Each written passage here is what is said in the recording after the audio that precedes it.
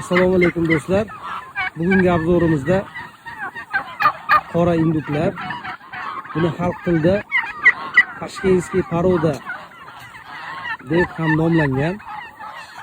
Ular haqida ozgina o'zim bilgan ma'lumotlarni aytib o'tib ketsam, ular yanvar-fevral oylari tuxumga kiradi. 20 tadan 40 tagacha tuxum tug'adi har bir induk. Bularga 5 ta 6 ta makiyonga biz bitta xo'roz qo'shamiz. Kim qanaqa, kim 10 taga, kim 8 taga. Biz endi tajribamizdan kelib chiqqan holda 5 taga bitta xo'roz qo'shamiz, yaxshi urug'lanish uchun. Inshaalloh buni bolalarini maydan 1 oylik qilib, vaksinalardan chiqarib sotuvga chiqaramiz. Bu yil 20 mingtadan 40 mingtagacha inshaalloh chiqarish niyatidamiz. Ular mana bu sariq induklar,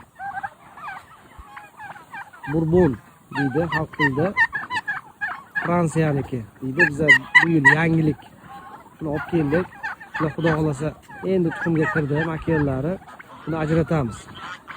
35 ta, 5 ta mana bular makiyani, bular xo'roz. 35 ta bor. Inshaalloh bu yil bundan ham ko'paytirish niyatidamiz. Ular juda zo'r bola ochib chiqadi. G'ozni bolalarini ham, mana g'ozni bolalarimizni ochiramiz, yaxshi ochadi. Kunda o'tkani bolalarini ham, o'zini bolalarini ham, tovuq tuxum bolalarini ham 80-90% gacha yaxshi urug'langan bo'lsa ochib chiqadi.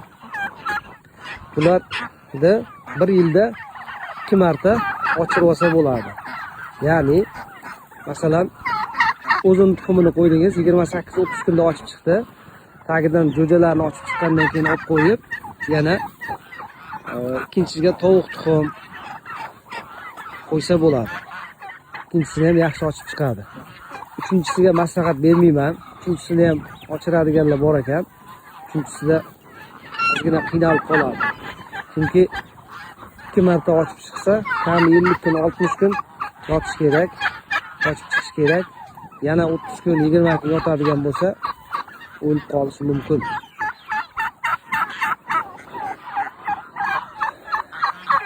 Podpiska bo'lmaganlar podpiska qo'yingizlar, like bosib qo'yingizlar.